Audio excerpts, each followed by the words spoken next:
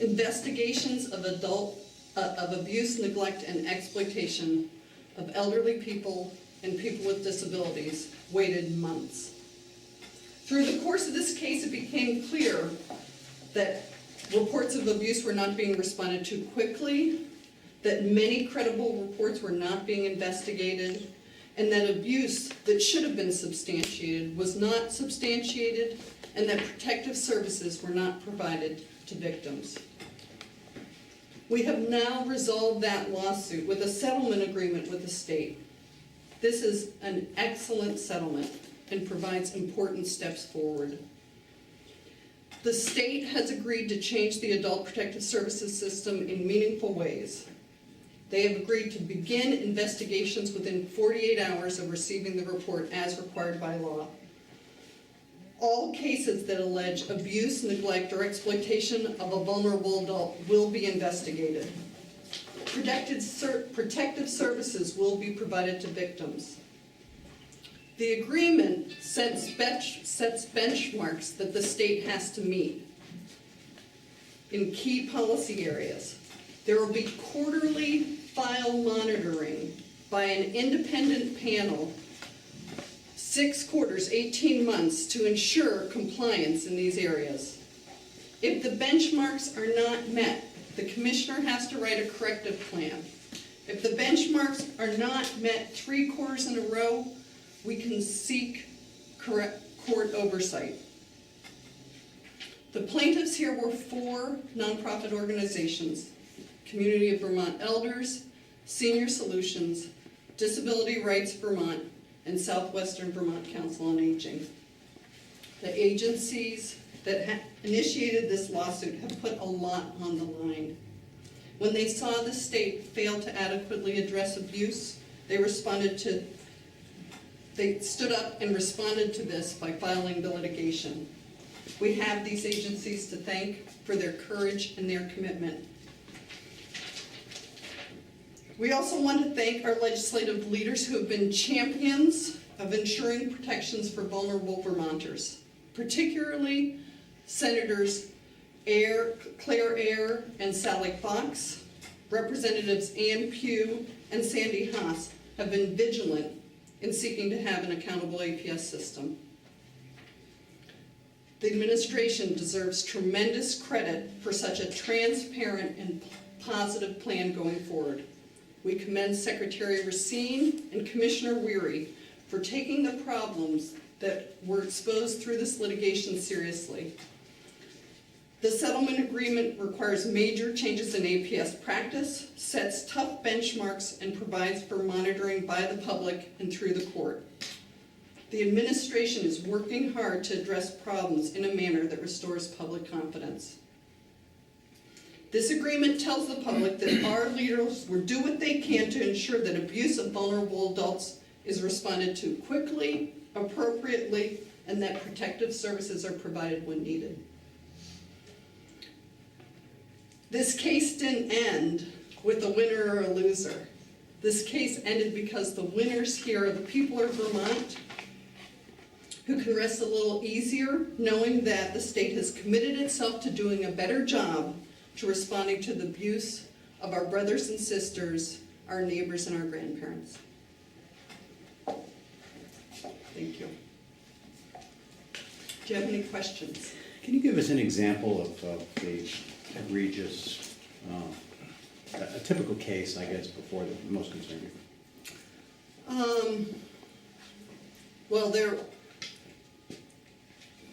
one case that concerned us was a report that came in of multiple people living in one home multiple people with developmental disabilities living in one home, being financially exploited, being kept from leaving their home.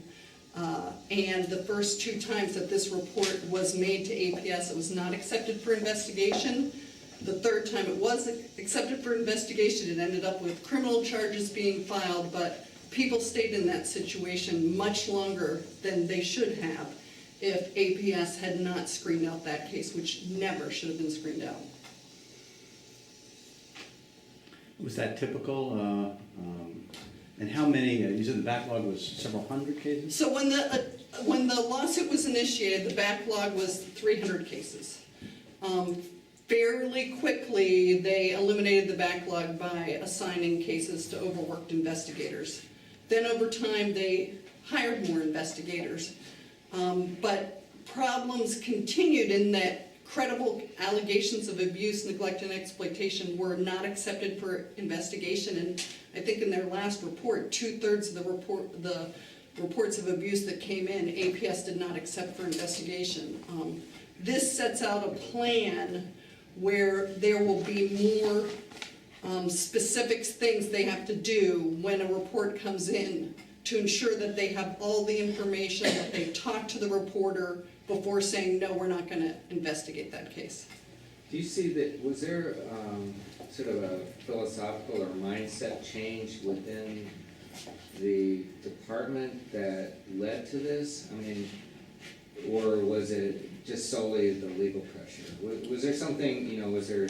What do you mean, led to this being a settlement, or led to this being a settlement and to the willingness to move aggressively to reduce the backlog?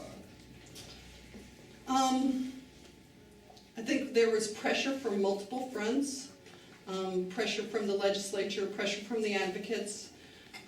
We also got the court to order them to release 3 months of files, which we handed over to 2 experts to review, and the experts wrote a lengthy report, independent experts, detailing the problems.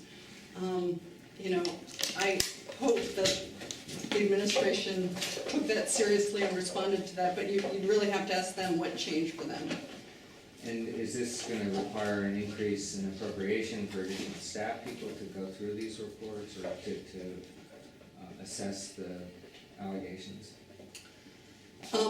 I don't know if they need more staff. We would certainly support more staff if they feel like they need it.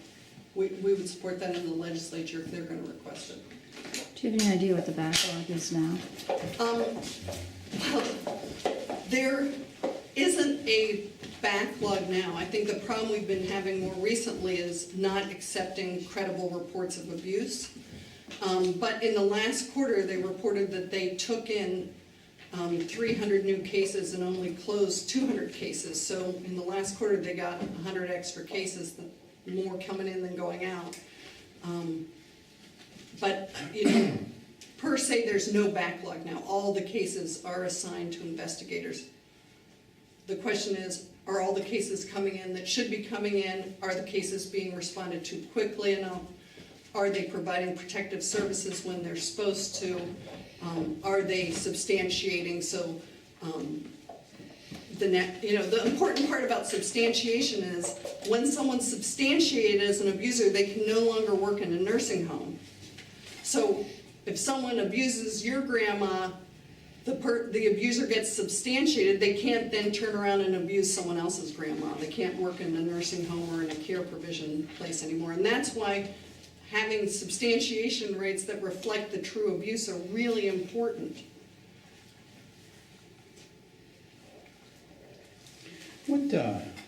How often, it's probably in here somewhere, but what's the rate of abuse or exploitation or under the broad umbrella of bad stuff? Yeah, I don't know the rate of abuse. I don't know, I mean, I know the number, a high number of reports come in, like 1,200 a year. One of the problems is that, like I said, they screen out a lot of reports that appear to meet the statutory standard and should not be screened out. Vermont's substantiation rate is between 4 and 10%. The national average is 44%. We have no reason to believe that Vermont's substantiation rate should be that much less. I think one thing is that, the plan here that the administration has put forward and that we agreed to, the settlement that we reached, has a lot of transparency in that the independent panel will get to look at the files and make sure that they're really doing what they're supposed to do. Is there any enforcement action associated with it? So the enforcement would be that The panel reviews, the independent panel reviews a representative sample of files. If, after they've reviewed a quarter of files, if they're not meeting the benchmarks that are set out, the commissioner has to write a corrective plan. If 3 quarters in a row they have not met the benchmarks and the panel does not feel like the commissioner has an adequate plan, then they can come back to court and seek enforcement. And that goes on for 1.5 years. Ed, do you, as a plaintiff, want to say anything, or? I think it's important to understand that this is a long-standing problem that we've been addressing, and that there are currently a lot more people in the field doing investigations. That's a good thing. But I was, personally, I'll say this, frankly surprised when I looked at our experts' review of 2012, the late summer and fall files that they reviewed. It was discouraging to see that even with the number of folks they had, that they hadn't really made as much progress as sort of the public face seems to be. And so I think it's important to understand that we're not dealing with a short-term problem that just popped up in the last couple of years. We're dealing with something that's been going on for 20 years, that we've, on the one hand, underfunded and undersupported our adult protective services system. It needs leadership, it needs staff, the staff needs training, and I think their policies and practices have to be mature. They have to mature. There's been a lot of progress, which I'm really happy to see. But I think what our review of those cases that we only saw because of this litigation really indicates that there is a considerable distance to go before we can really look at that and say these guys do a real good job. You know, I think we're all proud of a lot of things in Vermont. I'm personally proud of the state police. I'm proud of a lot of things in this state. But I look at that and I say, boy, we've got a lot of catching up to do.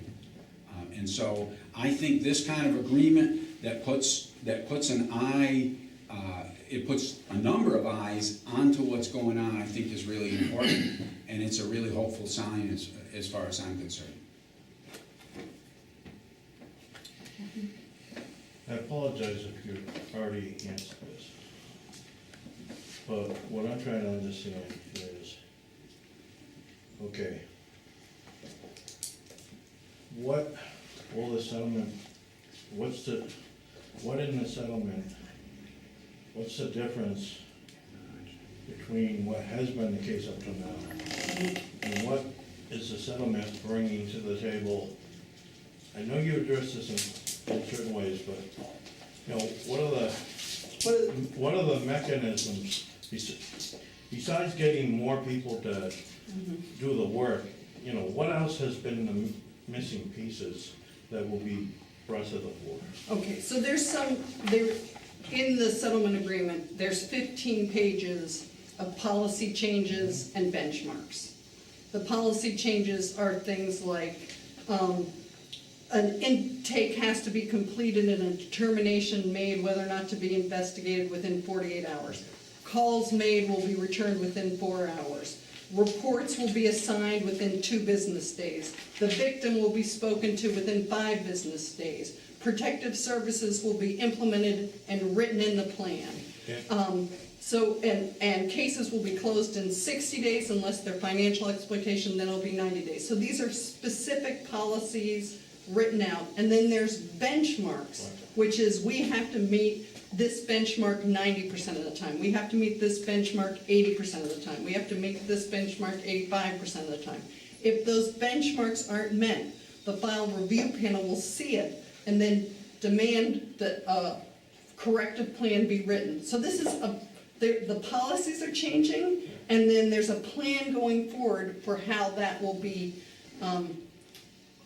enforced and made public. So it's really a public accountability and public oversight, both through the file review panel and through the APS advisory committee. But what's gonna be, yes, but what's gonna be made different from here on out than has been the case up to now? What's the mechanisms that are gonna be put in place to make that happen?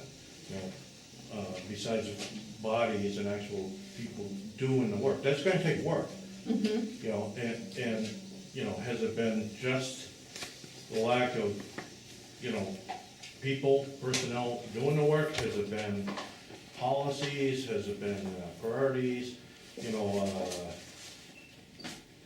maybe the will, or a combination of those? You know, what's gonna be, what I'm having trouble understanding is, what are the, you have to have certain things in place to make all that happen. So how are they gonna do it? Well, I think how they're gonna do it is a good question for them. This lays out what they have to do and sets out the system where they have to show that they are doing the new Are we policies. talking about more funding?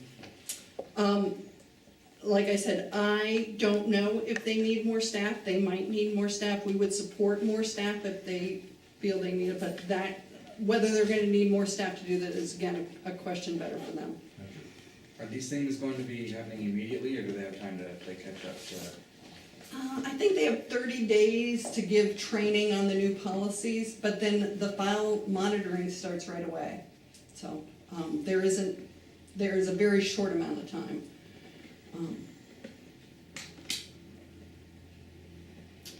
Any other questions?